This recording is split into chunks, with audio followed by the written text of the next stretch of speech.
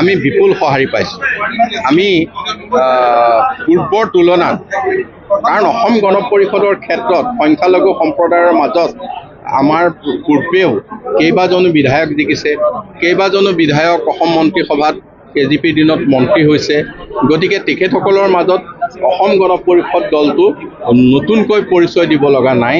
তা আমাৰ হাতীৰ চিম্বলৰ ক্ষেত্ৰতো নতুনকৈ কংগ্ৰেছে যিটো বিৰূপ মন্তব্য কৰিছে বুজাই দিবলগীয়া নাই, কাৰণ তেখেতসকলে হাতীৰ ছবিত ভোট দি বিধায়ক বহু ঠাইৰ পৰা ইয়াৰ আগতে নিৰ্বাচিত কৰিছে।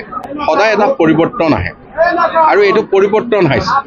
এই পৰিৱৰ্তন আজি সংখ্যালঘু সম্প্ৰদায়ৰ লোকেও ইয়াক পৰিৱৰ্তনৰ লগত আগবাঢ়ি গৈছে, বা আমাৰ ভাৰতীয় জনতা পাৰ্টীৰ নেতাসকলেও এই ক্ষেত্ৰত আগবাঢ়ি আহিছে। গতিকে এটা সুন্দৰ সমন্বয়ৰ কেন্দ্ৰবিন্দুত আমি উপনীত হৈছোঁ। সংখ্যালঘু সম্প্ৰদায়ৰ লোকো উপকৃত হৈছে, ভাৰতীয় জনতা পাৰ্টীও উপকৃত হৈছে, আমি যিসকল অংশীদাৰ অসম গণ পৰিষদ UPPL আমি উপকৃত হৈছোঁ, আৰু অসমৰ সমাজ ব্যৱস্থাটোৱেই উপকৃত হৈছে বুলি মই ভাবোঁ। এইবাৰ ধুবুৰী লোকসভা সমষ্টিত লোকেল আৰু চালানীৰ কথা আহিছে, কি জনাব? এইটো আমাক বহু লোকে কৈছে, যাৰ ইয়াত ভোটেই নাই তেওঁ ইয়াত ভোট বিচাৰি আহিছে। মানে যিসকল প্ৰাৰ্থীয়ে ইয়াত ভোট বিচাৰি আহিছে তেওঁলোকৰ নিজৰ ভোটটো ধুবুৰীত নাই।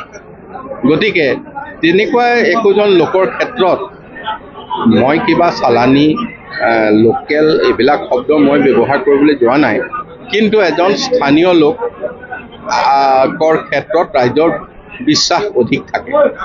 তেখেতসকলে মই ভাবিছোঁ এইবাৰ স্থানীয় লোক জাবেদ ইছলামৰ ক্ষেত্ৰত অধিক বিশ্বাস কৰিব লৈছে, আৰু দূৰ দূৰণিলৈ তেখেতসকলে আৰু MP বিচাৰি নাযাব বুলি মই ভাবিছোঁ, আৰু ৰাইজেও সেইটোৱে মন্তব্য কৰিছে। লাষ্ট প্ৰশ্ন এটা, কাৰ লগত প্ৰতিদ্বন্দ্বিতা হ'ব বুলি ভাবে? ইয়াততো এইবাৰ প্ৰতিদ্বন্দ্বিতা কংগ্ৰেছ আৰু AGP মিত্ৰ দলৰ মাজত হ'ব। মই যিটো দেখিছোঁ UDF যিমানখিনি কণ্টেষ্টত আছিল বৰ্তমান নাই।